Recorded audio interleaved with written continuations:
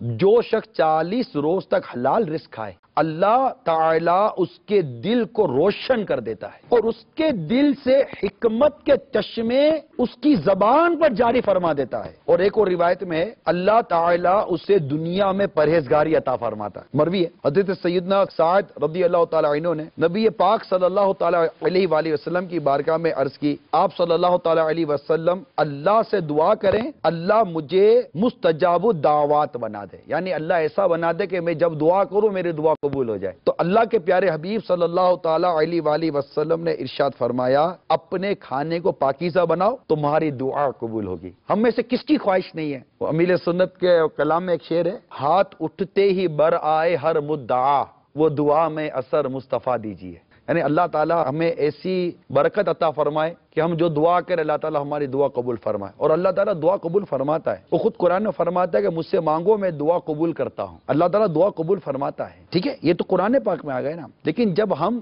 رزق حلال کمائیں گے تو ہماری اللہ تعالیٰ دعائیں قبول فرمائے گا، یہ حدیث پاک میں بھی سرات آ گئی ہے۔ اس کے لیے ضروری ہے کہ ہمارا رزق حلال ہو، ہم حرام روزی سے خود کو بچائیں۔ حضرت سیدنا عبداللہ ابن عباس رضی اللہ تعالیٰ عنہما سے روایت ہے، تاجدار مدینہ صلی اللہ تعالیٰ علیہ وآلہ وسلم کا فرمان عبرت نشان ہے، بیت المقدس پر اللہ عز و جل کا ایک فرشتہ ہے جو ہر رات پکارتا ہے کہ جس نے حرام کھایا نہ اس کا نفل قبول ہے نہ فرض۔